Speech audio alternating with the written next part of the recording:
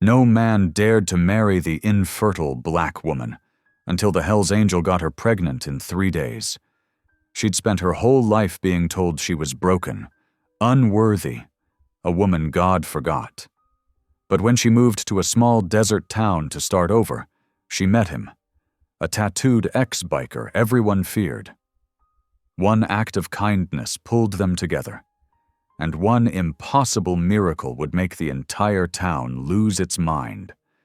They called her a liar. They called him a sinner. But when she starts showing signs of life inside her womb, something no doctor could explain, whispers turn to war. Is this a miracle or a curse? And when the truth shatters everything they believe, will love survive what faith demands? Drop a comment below and share which part of the world you're tuning in from today. If you enjoy stories like this, don't forget to subscribe for more. The Georgia sunrise painted the sky in soft peach hues as Naomi Carter placed the last cardboard box into her 2012 Toyota Corolla. Her hands lingered on the worn edges of the box, feeling the rough texture beneath her fingertips. The morning air was thick with humidity, typical for an early summer day in the South. But there was something else weighing heavy in the atmosphere, the burden of memories she was leaving behind. You'll never be a real woman. The words echoed in her mind, sharp as the day Marcus had spat them at her during their final argument. Naomi closed her eyes, took a deep breath, and straightened her shoulders. At 42 years old, she had endured enough whispered judgments and sideways glances at church potlucks to last a lifetime. 10 years of fertility treatments. 10 years of hope rising and falling like waves against rocks. 10 years of watching other women's bellies grow round with promise, while hers remained stubbornly flat. The medical bills had drained their savings, but it was the emotional toll that had finally broken their marriage. Naomi's hand trembled as she inserted the key into her apartment door one last time. The lock clicked with a hollow finality.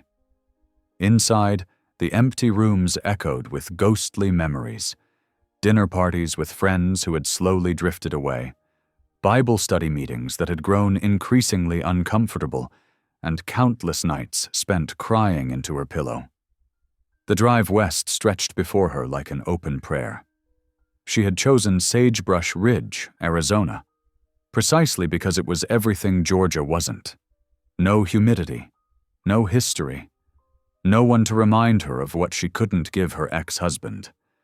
Just desert air and the promise of starting fresh. Hours turned into days as she drove, watching the lush green landscapes gradually transform into rust-colored plateaus and towering saguaros. Her radio played gospel music softly, and she hummed along, finding comfort in the familiar melodies even as her heart ached with uncertainty. Sagebrush Ridge appeared on the horizon like a mirage, a small town nestled against red rock formations, its buildings the color of sand and sun-bleached wood. Naomi's rental cottage sat on the outskirts, a modest one-bedroom structure with a small porch and windows that needed washing. It wasn't much, but it was hers, a clean slate. The next morning, she pulled into the parking lot of Sagebrush Medical Clinic, smoothing her crisp navy scrubs and checking her reflection in the rearview mirror. The woman staring back at her looked professional, composed, ready to face whatever challenges lay ahead. But the reality inside the clinic proved to be a different story. "Oh, you must be the new nurse from Georgia, was it?" The receptionist's voice carried a note of surprise that made Naomi's skin prickle. She recognized that tone, the careful politeness that masked something less pleasant underneath.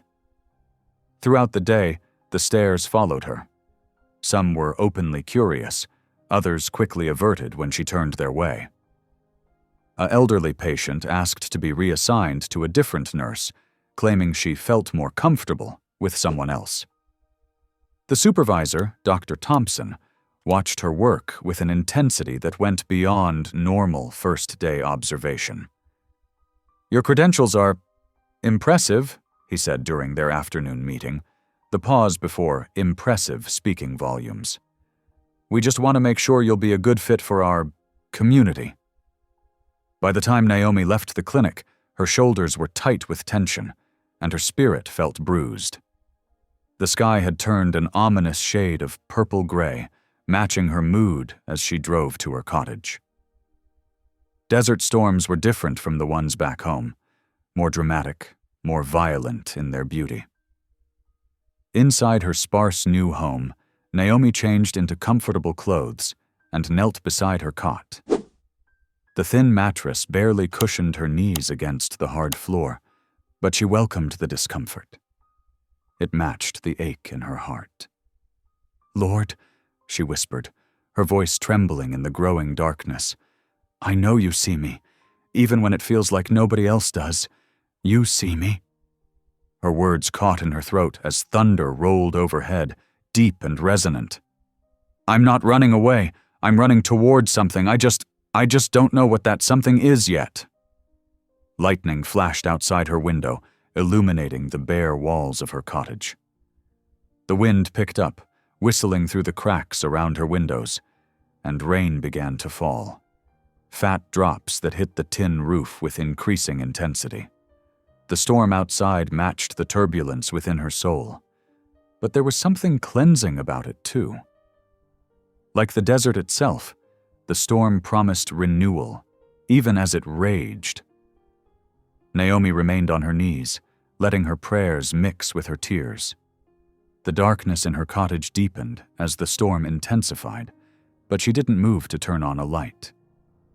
Sometimes, she had learned, you had to sit in the darkness before you could appreciate the light. Thunder cracked again, closer this time, and Naomi flinched. But she didn't stop praying. She had lost so much, her marriage, her dreams of motherhood, her community, but her faith, though tested and bent, remained unbroken. It was different now, less certain perhaps, but somehow more real for having weathered the storms of her life. The rain continued to pour, and Naomi finally rose from her knees, her joints stiff from the prolonged position. She moved to the window, watching the storm transform the desert landscape. The normally dusty air was now heavy with the scent of wet earth and creosote bush. That distinctive desert rain smell that was so different from Georgia's green, humid storms. Standing there in the darkness, watching the lightning illuminate the unfamiliar landscape, Naomi felt the full weight of her solitude. But beneath the loneliness, there was something else stirring. A quiet determination, a spark of hope that refused to be extinguished. Whatever tomorrow might bring, she would face it with the same grace and resilience that had brought her this far. The storm raged on, but inside her tiny cottage, Naomi Carter found a moment of peace. She might be a stranger in this sunburnt town, facing prejudice masked as politeness and challenges she couldn't yet imagine. But she was here. She had survived. And somehow that felt like enough for now. The Arizona morning dawned clear and bright, the recent storm leaving behind only puddles and that distinct smell of wet desert earth. Naomi adjusted her navy scrubs as she walked into the clinic, her shoes squeaking slightly on the freshly mopped floor. The past 2 days had settled into a routine, not necessarily a warm welcome, but at least a tolerable existence. "Morning, Mrs. Carter," the receptionist said, her politeness still carrying that edge of distance. Naomi simply nodded and headed to the nurse's station, determined to focus on what mattered, caring for patients. The morning passed quietly until just after 11 o'clock, when the emergency doors burst open. 2 paramedics rushed in with a stretcher, their boots leaving muddy tracks on the clean floor. "Motorcycle accident on Highway 20, one of them called out. Male, approximately 45 years old, unconscious with multiple lacerations and possible internal injuries. Naomi's heart quickened as she moved toward the commotion. The man on the stretcher was imposing even in his unconscious state.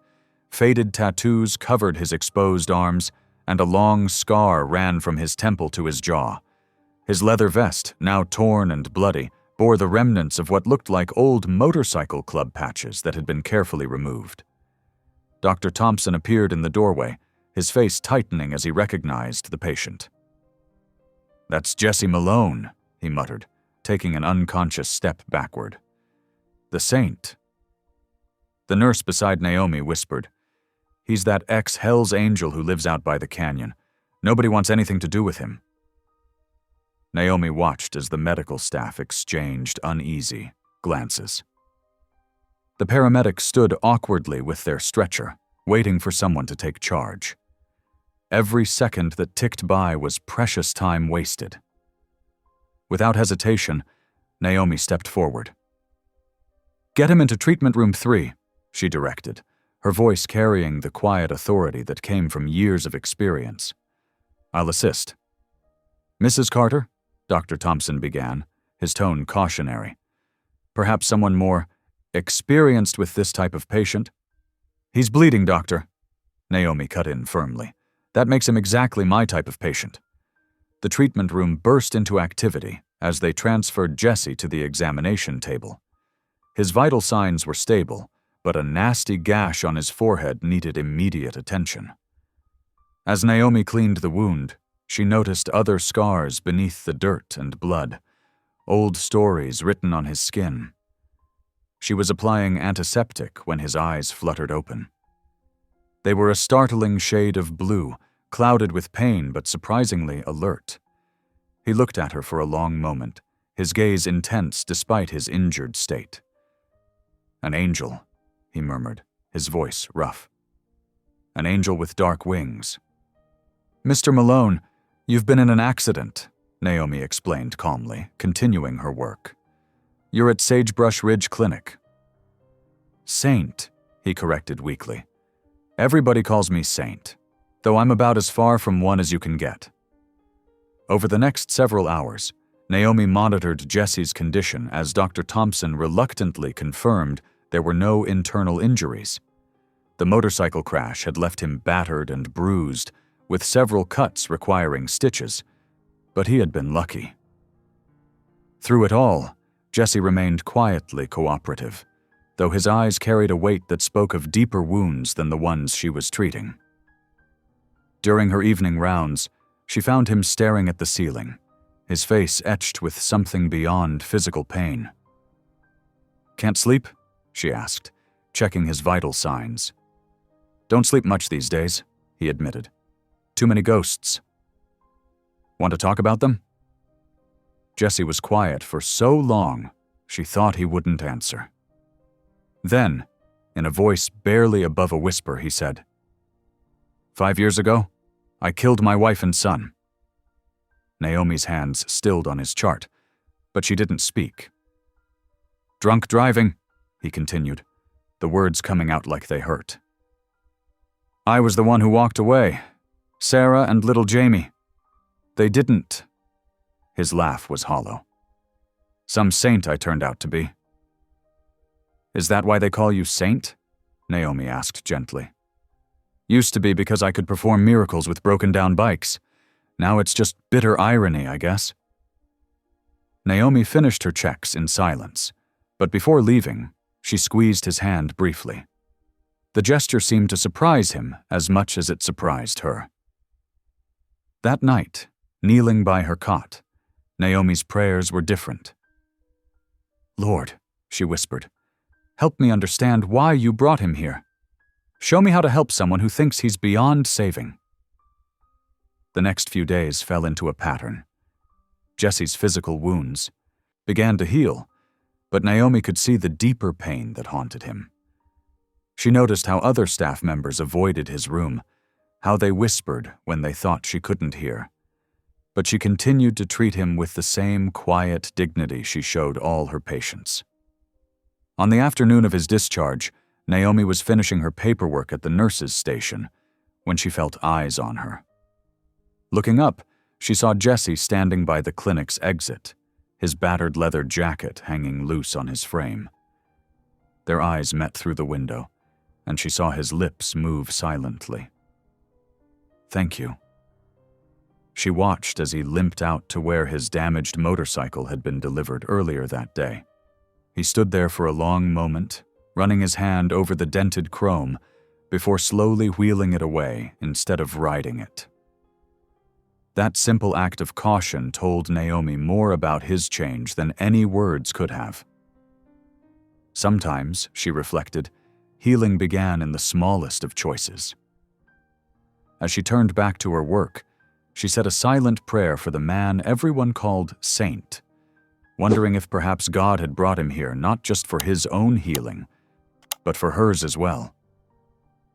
The summer sun beat down on Sagebrush Ridge as Naomi swept her tiny front porch.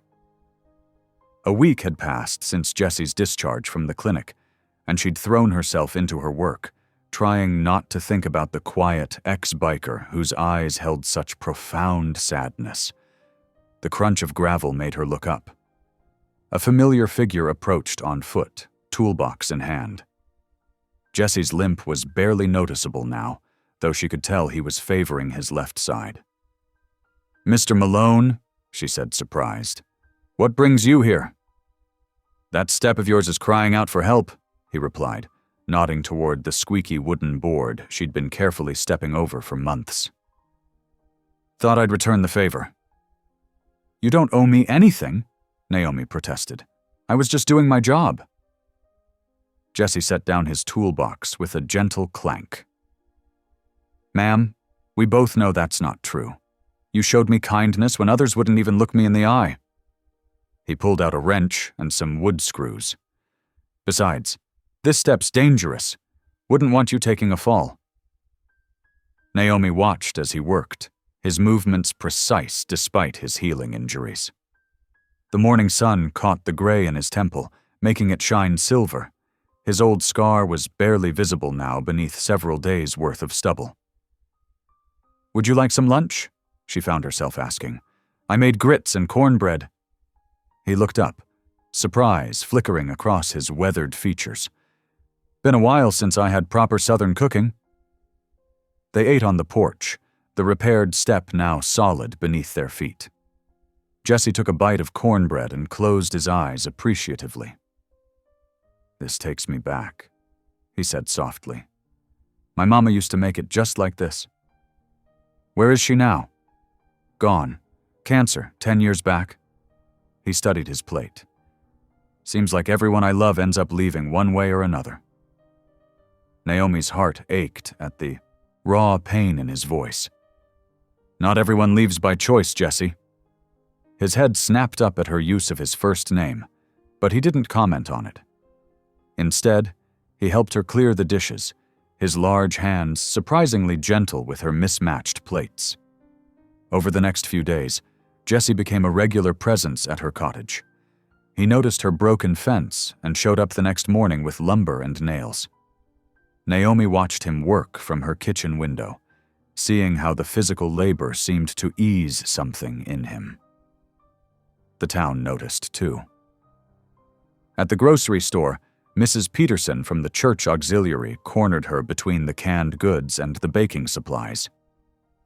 "Honey, are you sure it's wise? Keeping company with that outlaw?" Naomi straightened her spine.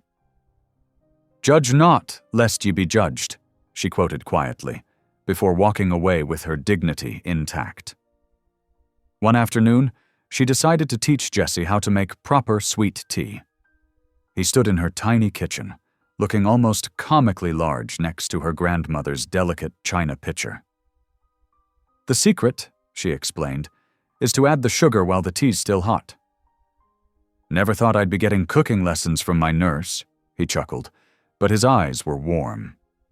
"Well, I never thought I'd have an ex-biker fixing my porch, so I guess we're even." Their laughter filled the kitchen, and for a moment, the weight of their respective pasts seemed lighter. The days stretched softly into weeks. Jessie would show up with tools or supplies, fix whatever needed fixing, and they'd share quiet conversations over simple meals. Sometimes they didn't talk at all, content to sit in comfortable silence while cicadas buzzed in the desert heat. One particularly peaceful evening, Naomi sat on her porch reading her Bible aloud.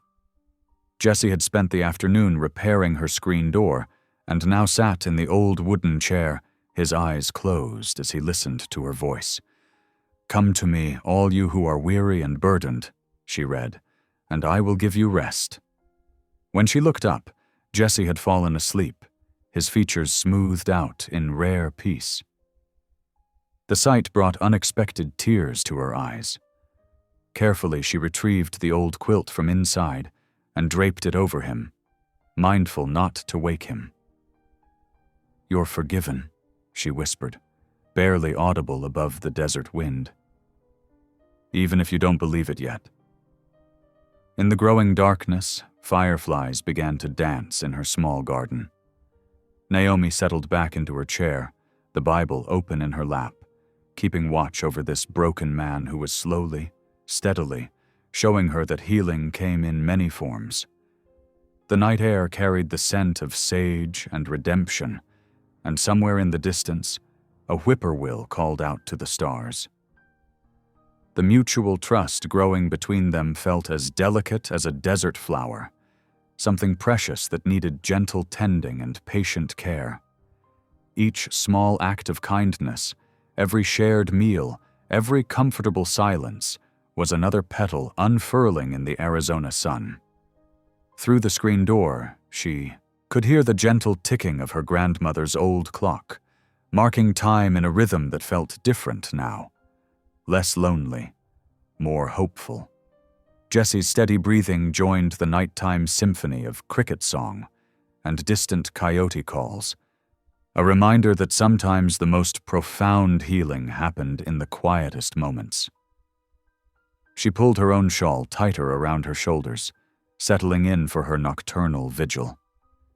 The desert nights could get cool, but she couldn't bring herself to wake him, not when his face was finally free of the guilt that usually haunted his features.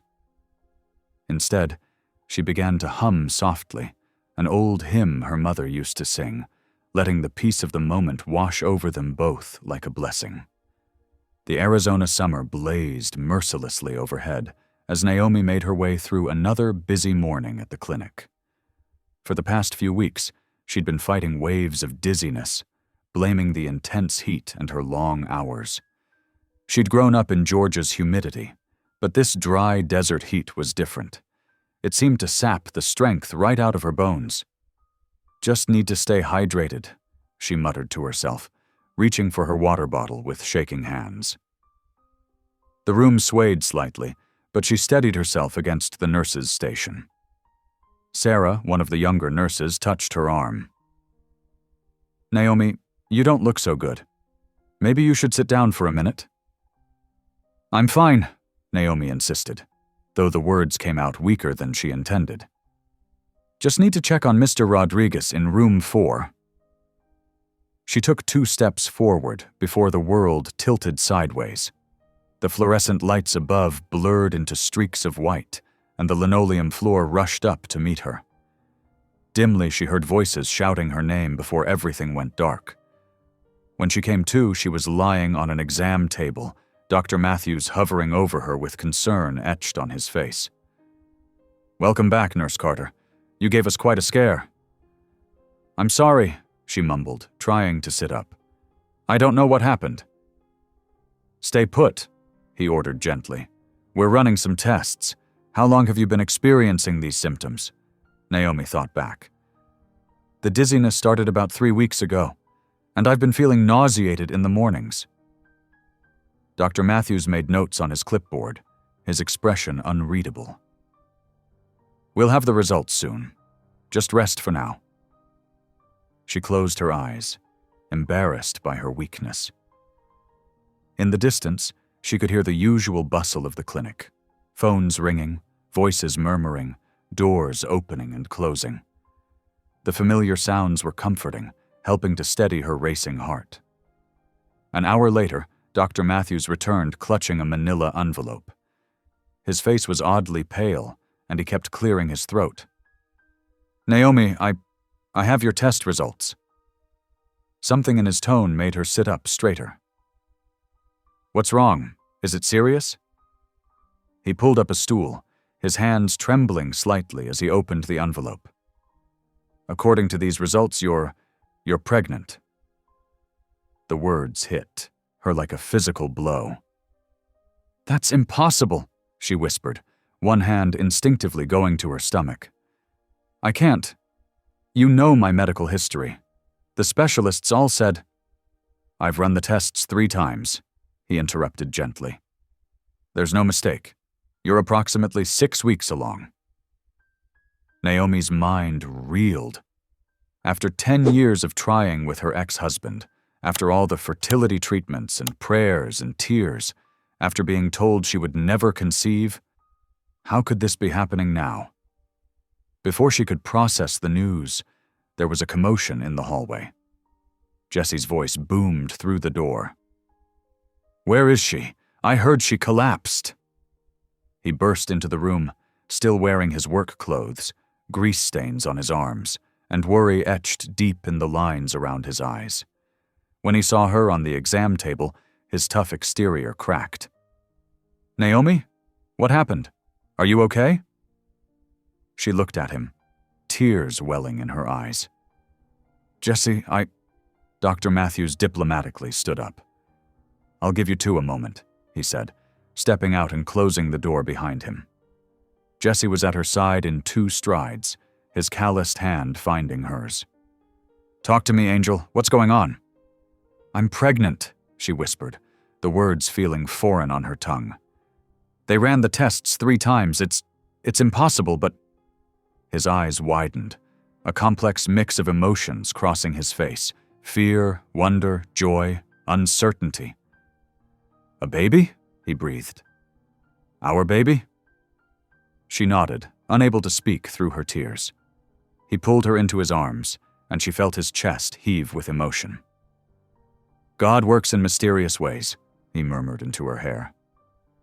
By the time they left the clinic that afternoon, word had already begun to spread through Sagebrush Ridge's gossip network. Naomi could feel the stares as they walked to Jesse's truck, could hear the whispers starting. The infertile woman's pregnant by the biker. After all those years of trying with her ex, what will the church say? Shame and humiliation burned in her chest. This miracle, this precious, impossible gift, was already being tainted by wagging tongues and judgmental eyes. They stopped at the local diner to get some food. Dr. Matthews had insisted she eat something substantial. As they slid into a booth, the whispers followed them. 2 elderly women at the counter barely bothered to lower their voices. Shameful, carrying on like that. And her, a church-going woman. Jesse's jaw tightened. He stood up suddenly, his chair scraping against the floor. The diner fell silent as he turned to face the room. "Listen up," he announced, his voice steady but charged with emotion. "That woman right there, she's mine, and I ain't ashamed. Anyone got a problem with that, they can take it up with me directly." The silence stretched for a long moment before conversation slowly resumed, though the whispers had stopped. Jesse sat back down, reaching across the table to take her hand.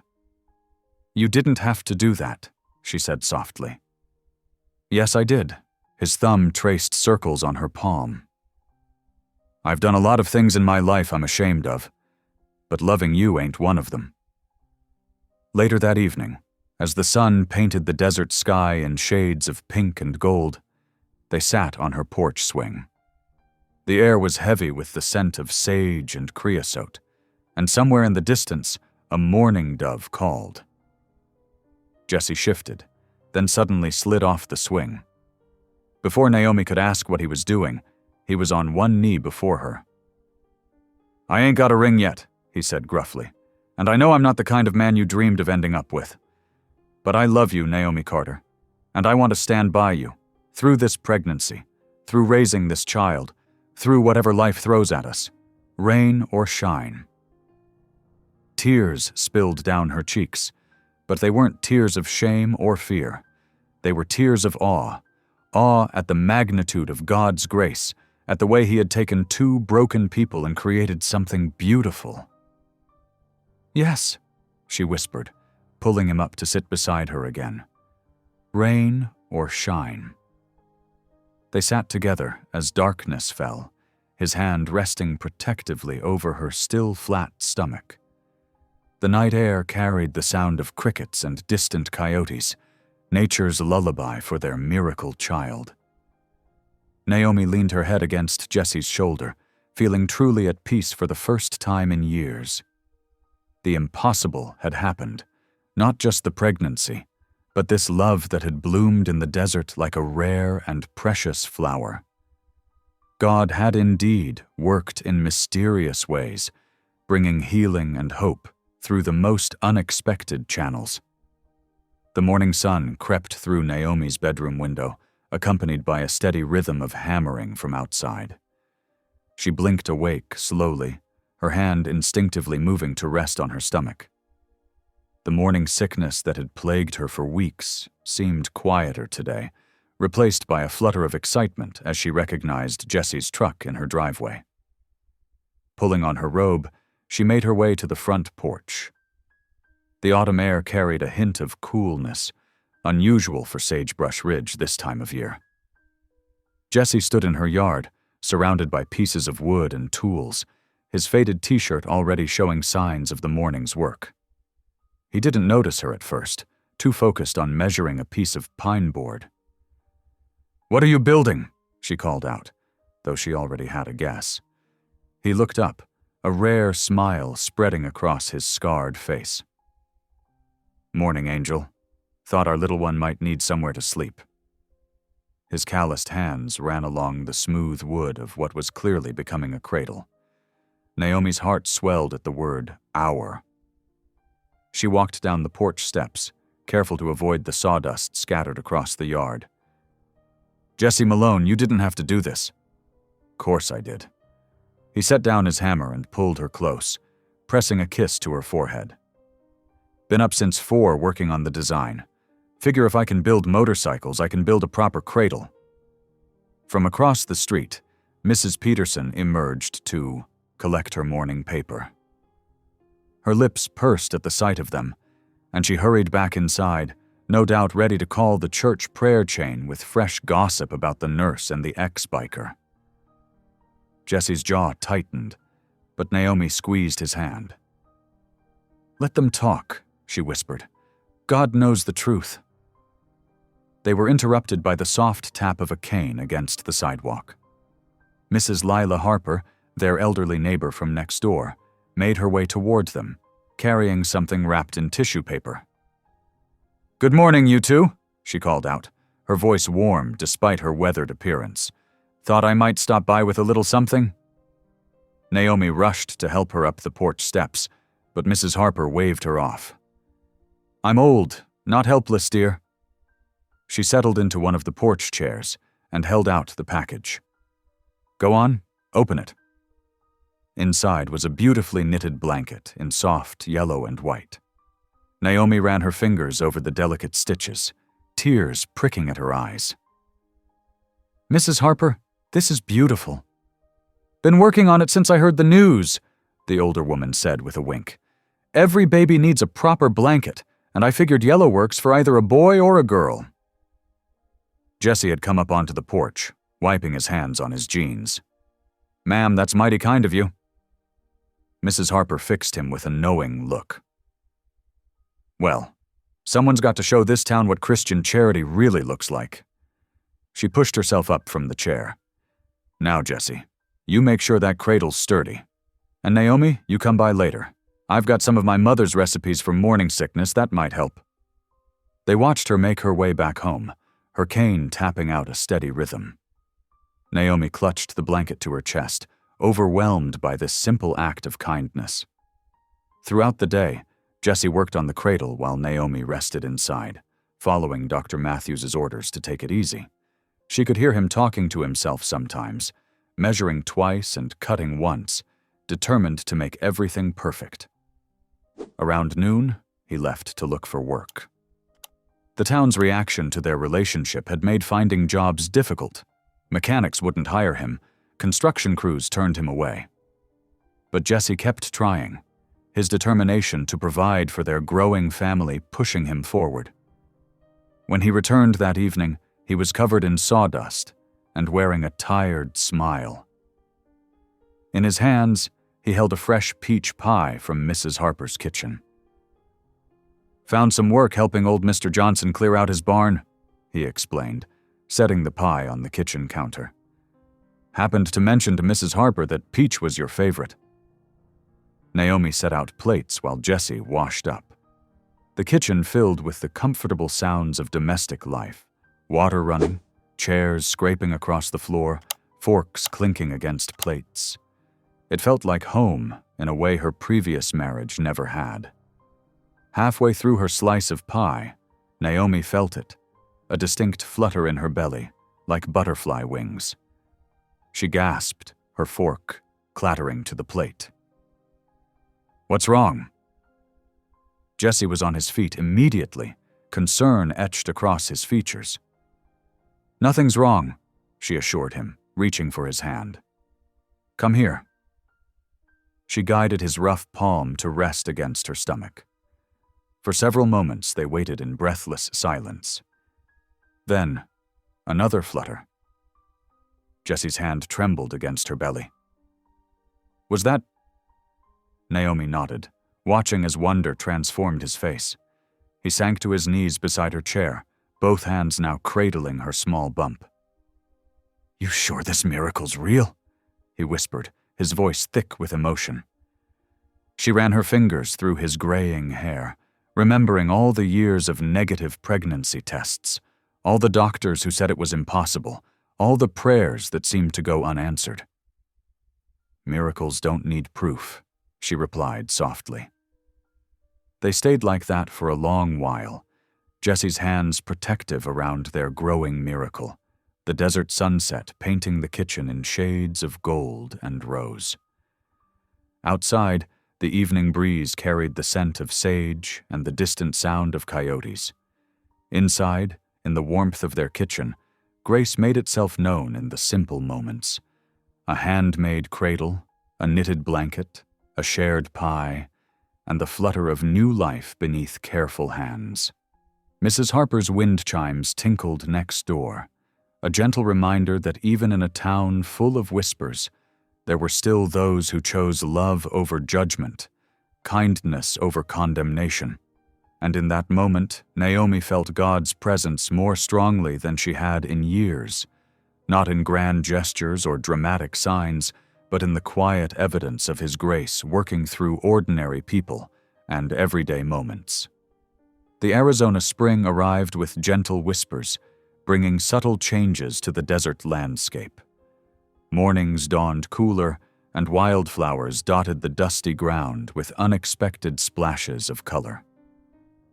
Jesse watched these changes with newfound appreciation, his weathered hands itching to create something beautiful. One morning, Naomi found him outside her cottage window, down on his knees in the hard-packed earth.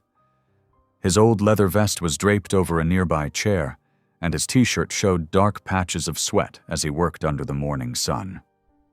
"What in the world are you doing?" she called out, wrapping her robe tighter around her growing belly. Jesse looked up, squinting against the sunlight. "Planting marigolds," he answered, holding up a small orange flower. "I want color where the world only sees dust." His voice carried a hint of self-consciousness, as if expecting her to laugh at his soft heart. And laugh she did, but not unkindly. "Jesse Malone, who knew you were such a romantic?" Her eyes crinkled with warmth as she watched him carefully settle each plant into its new home. "Don't go spreading that around," he grumbled, but his eyes sparkled. "Got a reputation to maintain." At the clinic, things were changing too. Naomi noticed the shift in how her colleagues treated her. The cold shoulders had thawed, replaced by something almost worse, a mixture of curiosity and pity. She caught them whispering when they thought she couldn't hear, their voices a blend of wonder and judgment. A miracle pregnancy at her age? And with that biker of all people. Do you think she really couldn't have children before? Naomi held her head high, remembering Jesse's words. Let them talk. We know what's real. Still, some days were harder than others, especially when well-meaning nurses offered unsolicited advice or touched her belly without asking. The annual Sagebrush Ridge Spring Fair arrived on a perfect Saturday morning. The town square bustled with activity, food stalls selling cotton candy and corn dogs, children running with balloon animals, and the centerpiece, a portable Ferris wheel that had seen better days. Naomi and Jesse walked hand in hand through the crowd, drawing curious glances. She wore a flowing dress that showed off her baby bump, while Jesse had traded his usual leather for a clean button-down shirt, though he couldn't quite hide all his tattoos. They were sharing a funnel cake when they heard the commotion.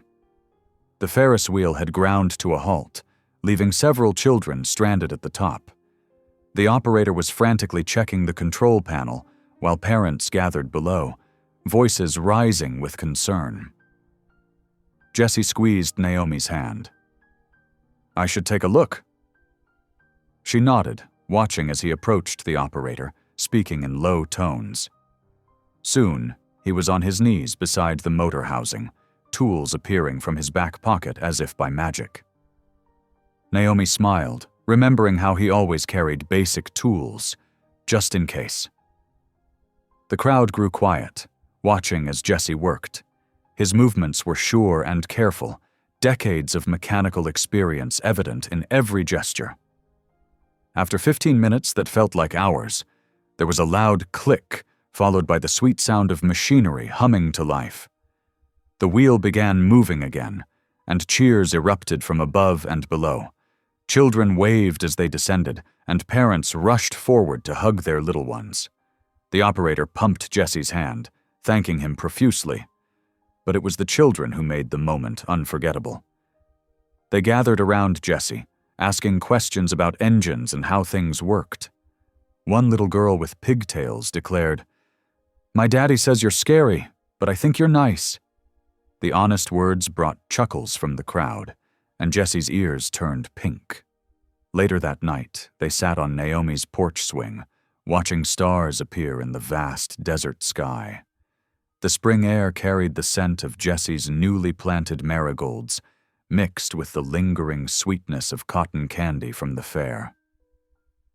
"You did good today," Naomi said softly, her head resting against his shoulder.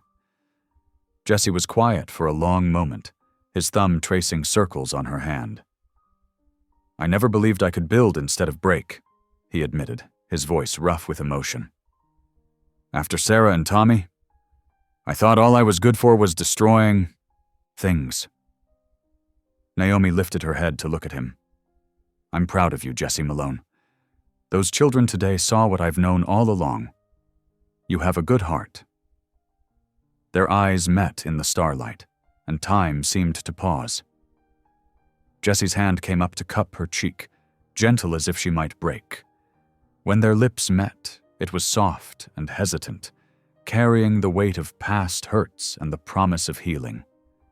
The kiss ended naturally, and they sat in comfortable silence, the porch swing creaking gently. Eventually, Jesse cleared his throat. "I should head home. Got something to finish tonight." The next morning, Naomi found a small package wrapped in brown paper on her doorstep. Inside was a wooden cross, beautifully carved from rich cedar. The craftsmanship was exquisite, showing hours of careful work. Across the bottom, in careful letters, were the words, "Faith begins here." She traced the letters with her finger, tears blurring her vision. Through the window, she could see Jesse's marigolds catching the morning light, their orange petals like tiny flames against the desert dust.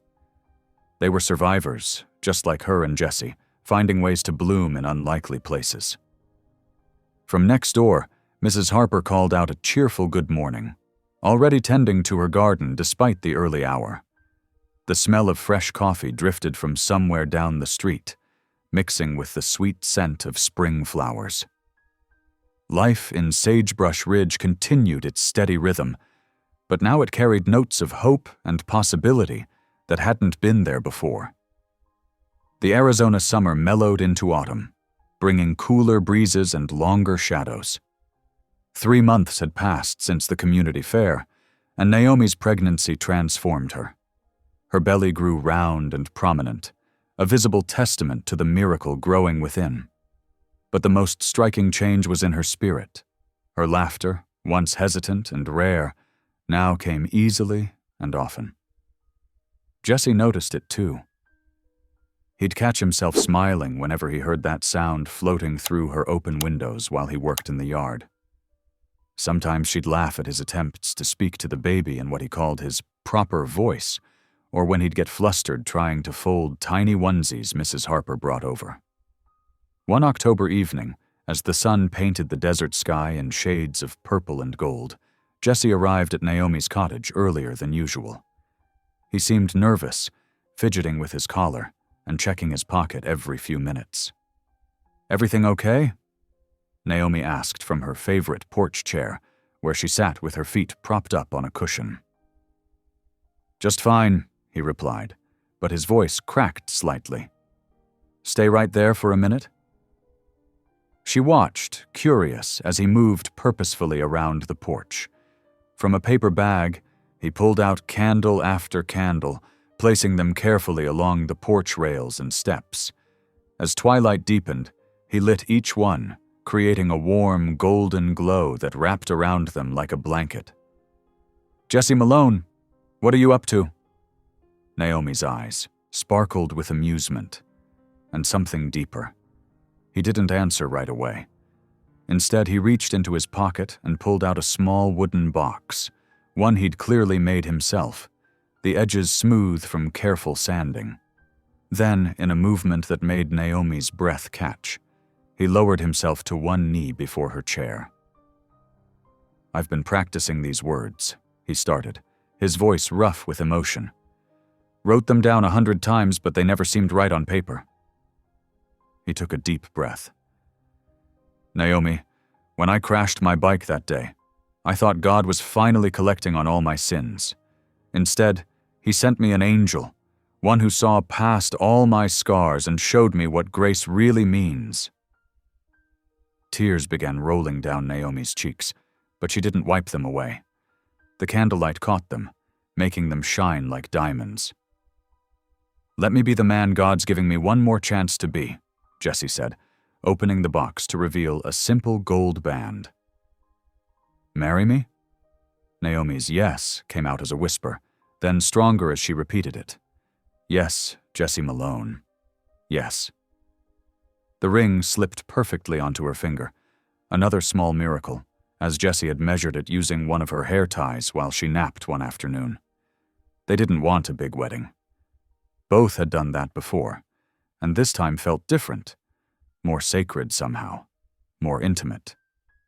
They chose a spot in the desert just outside town, where wildflowers still bloomed despite the cooling weather. Mrs. Harper helped Naomi find a cream-colored dress that accommodated her growing belly, and even managed to craft a small bouquet from her late-blooming garden. The doctor, who had witnessed both their lowest moments and their miracle, agreed to attend as their second witness. The ceremony took place at sunset. No music played except the desert wind. No decorations adorned the space except nature's own artwork. Jesse wore a clean black shirt and new jeans, his hands freshly scrubbed of engine grease. When Naomi appeared, walking toward him through the desert brush with Mrs. Harper at her side, his eyes welled up. They exchanged simple vows, promises of love and faithfulness, spoken not just to each other, but to the child growing between them. The minister, a traveling preacher who occasionally served the smaller towns in the area, blessed their union with words about new beginnings and God's endless capacity for restoration. Mrs. Harper dabbed at her eyes with a handkerchief, while the doctor stood tall and proud, like a father giving away his daughter. When Jesse kissed his bride, the last rays of sunlight broke through the clouds, bathing them in golden light. The weeks that followed were filled with quiet joy. Jesse began attending Sunday services, always sitting in the back pew. At first, people would turn to stare, but gradually his presence became normal. He didn't sing the hymns, but Naomi would often catch him mouthing the words, especially during Amazing Grace. Their cottage transformed too. The spare room, once filled with boxes and dust, became a nursery. Jesse built a rocking chair that matched the cradle he'd made months before. Naomi found treasures at thrift stores, soft stuffed animals, picture books with worn covers that spoke of being well loved by other children. She sewed curtains from cheerful yellow fabric, and Jesse hung them carefully, making sure they were perfectly even. Mrs. Harper contributed a collection of baby clothes she'd gathered from church friends and family members. Each piece was cleaned and pressed, ready for their little miracle. The doctor's wife donated a barely used changing table, and soon the room felt complete, waiting, like they were, for its tiny occupant.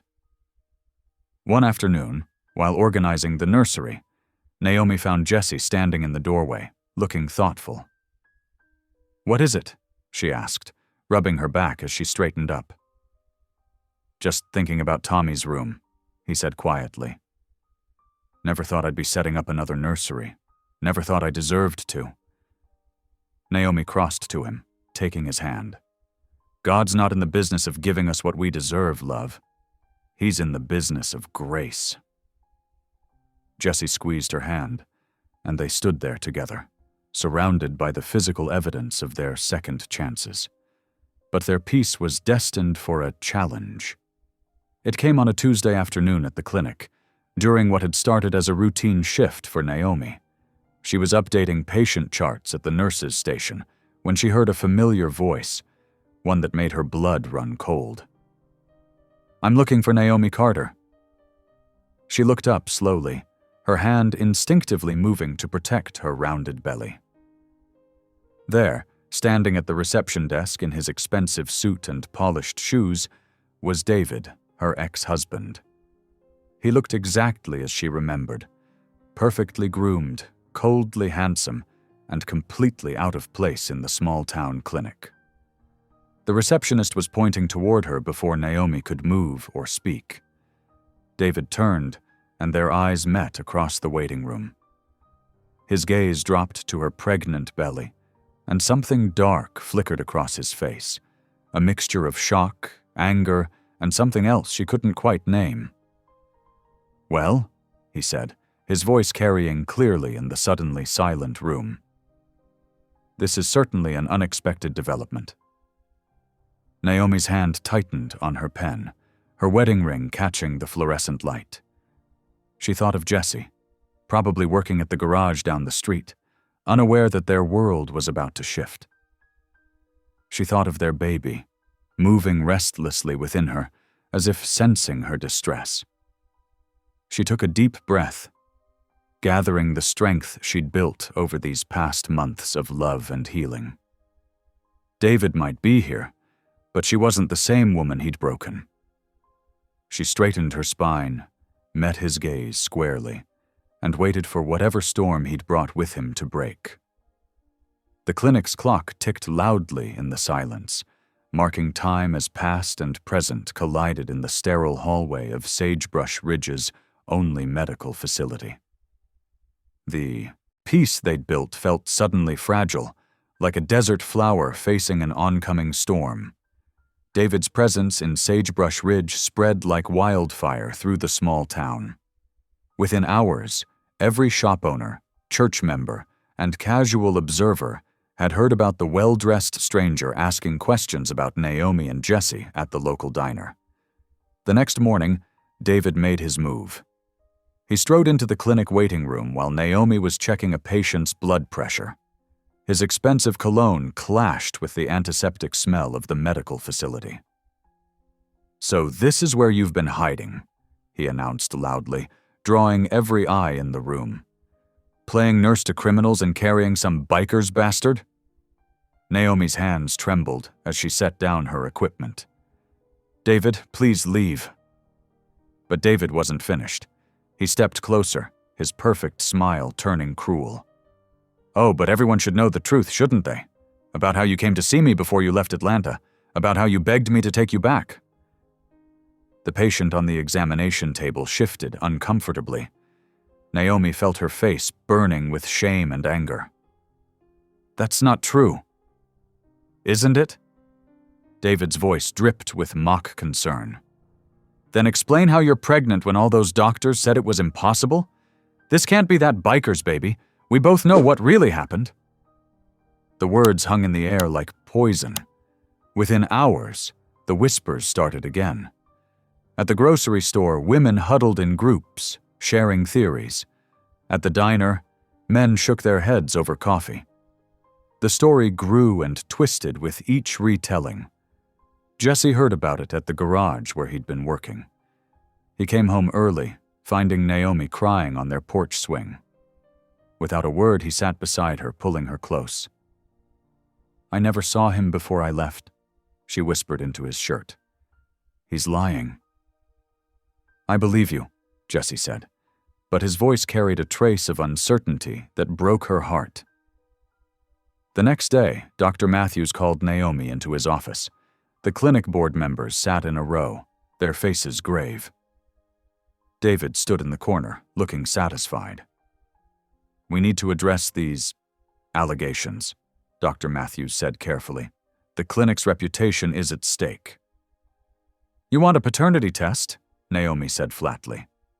"It would clear everything up," one board member offered. "Protect everyone involved." Jesse, who'd insisted on coming with her, stepped forward. "Let's do it," he said firmly. "Let's prove them wrong." The test was scheduled for the following week. Those 7 days felt endless. David stayed in town, holding court at the local hotel, sharing stories about their marriage that painted Naomi as desperate and unstable. Some people defended her, but others began to doubt. Mrs. Harper brought over a casserole and sat with Naomi one evening. "The Lord knows the truth," she said, patting Naomi's hand. "Hold on to that." The day the results arrived, the clinic was unusually quiet. Dr. Matthews called them into his office, his face already showing signs of distress. He handed Jesse the envelope first. Jesse's hands shook as he opened it. His face went pale as he read, then read again. Without a word, he passed the paper to Naomi. The medical terms blurred before her eyes, but one phrase stood out clearly. "The alleged father shows complete azoospermia, likely due to trauma, making paternity impossible." Naomi felt the room spin. The last thing she saw was Jesse's anguished face as everything went black. When she came to, she was lying on an examination table. Jesse stood by the window, his back to her, shoulders rigid with tension. Dr. Matthews explained gently that Jesse's motorcycle accident years ago had left him sterile. There was no possibility he could be the father. The drive home was silent. Jesse gripped the steering wheel so tight his knuckles turned white. When they reached the cottage, he went straight to their bedroom and pulled out his old duffel bag. "Jesse, please," Naomi begged, watching him throw clothes into the bag. "We can figure this out." "Figure what out?" His voice was hollow. "I can't give you children. I can't even give you this one. Maybe God's punishing me for everything I did wrong." "That's not true," she insisted, reaching for him. "God doesn't work like that." But Jesse pulled away.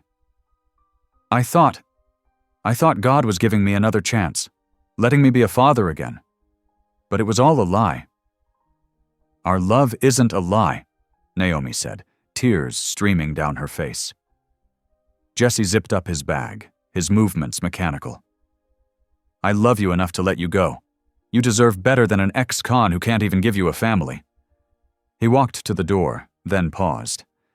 Maybe David was right all along. Maybe this is God's way of setting things right. "Jesse, please don't leave," Naomi whispered. He looked back at her one last time, his eyes full of pain and love. "I'm sorry, Angel." Then he was gone, the sound of his motorcycle fading into the desert night. Naomi stood in their empty home, surrounded by the life they'd built together. The nursery door stood open, moonlight falling across the cradle Jesse had made with such hope. She sank to her knees, pressing her ear against her swollen belly. "Please," she prayed, her voice breaking. "Please don't let my child feel my shame. Don't let them carry this burden." The desert wind whistled through the eaves, carrying away her prayers into the vast Arizona night. In the distance, thunder rolled, another storm approaching, as if heaven itself wept for their broken miracle. The cottage felt emptier than it ever had, even when she'd first arrived. Every corner held memories of Jesse, his tools still scattered in the yard, his coffee mug still sitting on the kitchen counter, the quilt he'd slept under that first night still folded on the porch chair. Each item was a testament to the love they'd found and lost. Naomi curled up on their bed, breathing in Jesse's scent that still lingered on his pillow. The baby moved inside, her, a reminder that regardless of how it happened, this child was real. This child was wanted. This child was loved. But the weight of shame and confusion pressed down on her like a physical thing. The truth she'd been so certain of now seemed wrapped in shadows. How could this miracle have turned into such a nightmare? How could God allow such pain when they'd finally found happiness? Days stretched into endless weeks at Sagebrush Ridge. Naomi moved through them like a shadow, her growing belly the only bright spot in her diminished world. The August heat pressed down mercilessly, but she kept working at the clinic, determined to hold on to what little normalcy remained. The whispers followed her everywhere. "Poor thing," they'd say, loud enough for her to hear. "Lost her husband twice now." Some were crueler, their words sharp as desert thorns. But Naomi held her head high, even as her heart ached with each step. Mrs. Harper kept checking on her, bringing meals and sitting with her in the evenings. "You're stronger than you know," she'd say. But Naomi didn't feel strong. She felt hollow, like a dried-out gourd with only seeds rattling inside. The nursery sat untouched. Jesse's tools gathered dust where he'd left them, his half-finished projects frozen in time. Every night, Naomi would touch the wooden cross he'd carved, tracing the words, "Faith begins here," until her fingers memorized each groove. At 32 weeks, the monsoon season hit hard. Dark clouds rolled in from the mountains, bringing violent storms that shook the little cottage. Naomi watched the lightning split the sky, counting seconds between flashes and thunder like she had as a child. On one particularly fierce night, she felt the first pain. Sharp, insistent, too early. She tried to deny it, but another came, stronger than before. The baby wasn't due for 8 more weeks. No, please," she whispered, rubbing her belly. "Not yet, little one." The power flickered once, twice, then died completely. Thunder crashed overhead as Naomi reached for her phone. No signal. The landline was dead, too. The storm had taken down the lines. Another contraction gripped her, stealing her breath. They were coming faster now, too fast. She remembered Jesse's voice from their birthing class, so gentle and sure. "Breathe, Angel. Just breathe through it." Sweat beaded on her forehead as she tried to time the contractions. 5 minutes apart, then 4. The storm raged outside, matching her pain with its fury. She needed help, but her nearest neighbor was Mrs. Harper, and she lived half a mile away. Naomi tried to stand, but her legs buckled. The next contraction brought her to her knees. "Lord, please," she prayed, crawling toward the front door. "Don't let me do this alone." She made it to the porch, where the rain sprayed sideways through the screens. Another contraction seized her, and she gripped the railing Jesse had fixed months ago. The wood was smooth under her fingers, worn by his careful sanding. Between waves of pain, an old hymn rose to her lips, one her grandmother used to sing. "Great is thy faithfulness," she sang through her tears, voice trembling. "Morning by morning new mercies I see." The wind carried her words away, but she kept singing, clinging to the familiar melody like a lifeline. "All I have needed, thy hand hath provided." Miles away, in a dimly lit truck stop diner, Jesse sat nursing his third cup of coffee. He'd been drifting for weeks, taking odd jobs, sleeping in his truck, trying to outrun his shame. The radio played softly in the background, some late-night preacher's program he hadn't bothered to turn off.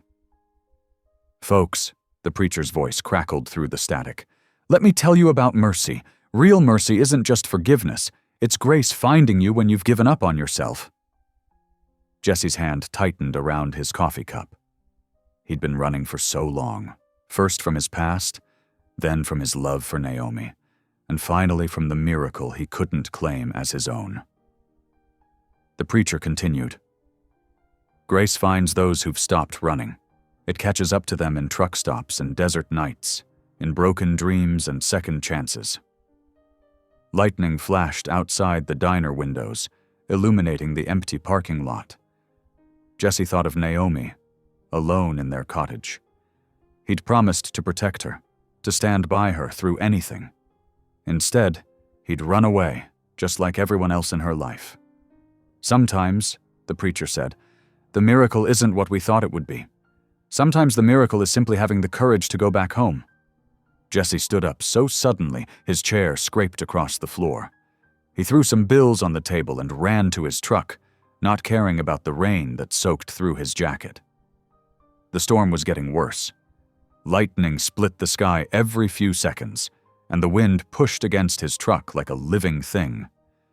But Jesse pressed the accelerator harder, desperate to cover the 100 miles between him and home. "Hold on, Angel," he whispered into the howling night. "I'm coming." Back at the cottage, Naomi's contractions were now just 2 minutes apart. She lay on the porch, the wooden boards hard against her back. The rain had soaked through her clothes, but she barely noticed. "Great is thy faithfulness," she sang between gasps. "Great is thy faithfulness." The baby was coming, ready or not. She could feel the pressure building, the urge to push becoming overwhelming. Lightning illuminated the yard in stark flashes, casting strange shadows through the desert brush. "Jesse," she cried out, even though she knew he couldn't hear her. "I need you." On the highway, Jesse pushed his truck to its limits.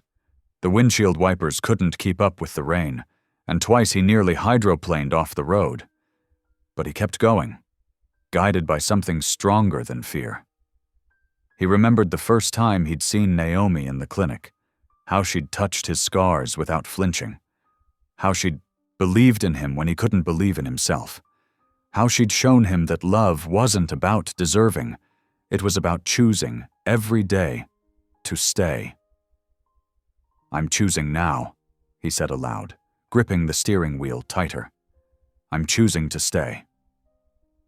The rain pounded against the truck like bullets, and the wind howled through every crack. But Jesse drove on, praying for the first time in weeks. Not for forgiveness this time, but for speed, for strength, for one more chance to make things right. The storm raged on, connecting them across the miles, Naomi on her porch, singing through her pain, and Jesse on the highway, racing against time. Both of them reaching for grace in the darkness, both of them hoping that mercy would find them before it was too late. Thunder rolled overhead, a continuous drumbeat in the desert night. Naomi's voice grew weaker, but she kept singing, the old hymn a thread connecting her to hope. Great is thy faithfulness, Lord, unto me. Through the storm's fury, headlights cut across Naomi's porch. Dr. Matthews and Mrs. Harper rushed from their car, drenched and breathless. They'd been searching for her since the phone lines went down. Lord have mercy, Mrs. Harper gasped, kneeling beside Naomi. We're here now, child. The next hours blurred into a haze of pain and prayer. Dr. Matthews worked steadily, his face grim in the lantern light. Mrs. Harper held Naomi's hand, murmuring encouragement as thunder shook the cottage walls. At dawn, when the storm finally broke, Naomi gave one final push. The baby slipped into the world in complete silence. No cry. No movement. Please, Naomi whispered, reaching for her daughter's still form. Even if you take her, I'll still believe. She cradled the tiny body against her chest, counting each second of silence. Then, like a miracle breaking through clouds, a thin cry pierced the morning air. Tears streamed down Naomi's face as she held her daughter closer, feeling the strong heartbeat against her own. Mercy, she whispered. Mercy, Grace Malone. The door burst open with a crash. Jesse stood there, clothes torn and bloody from a motorcycle crash in his desperate race home. His eyes found Naomi and the baby, and his legs gave out. He collapsed to his knees beside them. I thought I'd lost you both, he choked out, reaching trembling fingers toward his daughter's face. Dr. Matthews cleared his throat, his voice heavy with shame. Jesse, Naomi, there's something you need to know. The paternity test results. They were mixed up with another patient's file. I checked again last night. Jesse, you can father children. This is your miracle. Jesse gathered his family in his arms, their tears mingling as Mercy Grace's cries filled the room with joy. 3 days after Mercy's birth, Jesse carried his tiny daughter across their cottage threshold, Naomi following with tired eyes, but a glowing smile. The morning sun caught the crystal mobile Mrs. Harper had hung above the handmade crib, sending rainbow patterns dancing across the nursery walls. Word spread quickly through Sagebrush Ridge. People began arriving, first tentatively, then in steady streams. They brought casseroles, hand-knitted blankets, and shame-faced apologies. Mrs. Peterson from the grocery brought a month's worth of diapers. The clinic staff arrived with a beautiful bassinet. Pastor Green's visit was perhaps the most moving. He stood on their porch, hat in hand, his eyes moist. I was wrong, he said simply. I let judgment overshadow grace. Can you forgive me? The following Sunday, Jesse walked into church holding Naomi's hand, Mercy bundled against his chest. The congregation fell silent, then broke into warm welcomes. During the potluck after service, Naomi stood to share her testimony. Her voice, though soft, carried strength.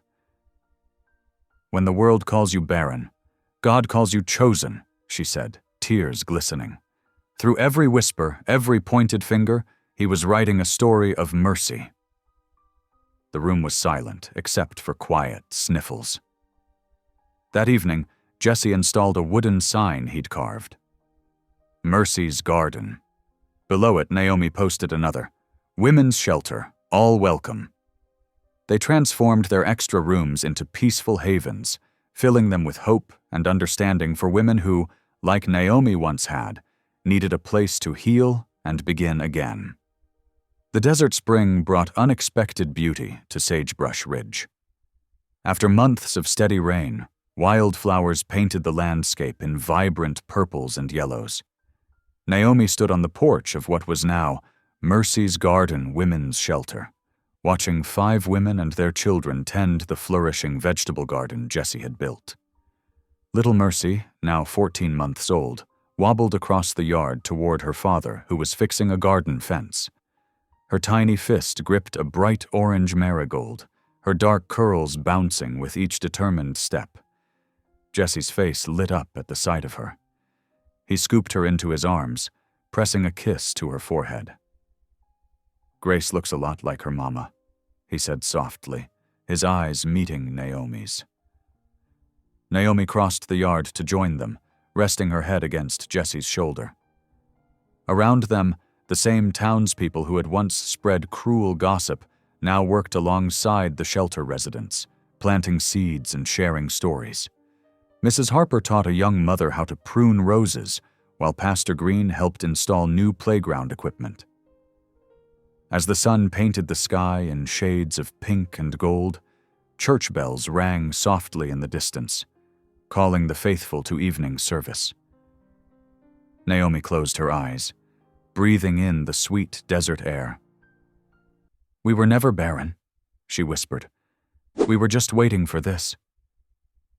The setting sun cast long shadows across their garden of second chances, where love had transformed barren ground into paradise. Thank you for listening. Stories connect us in the most unexpected ways. If you felt that spark today, make sure you're subscribed. I share a new one daily, and the next might change your day.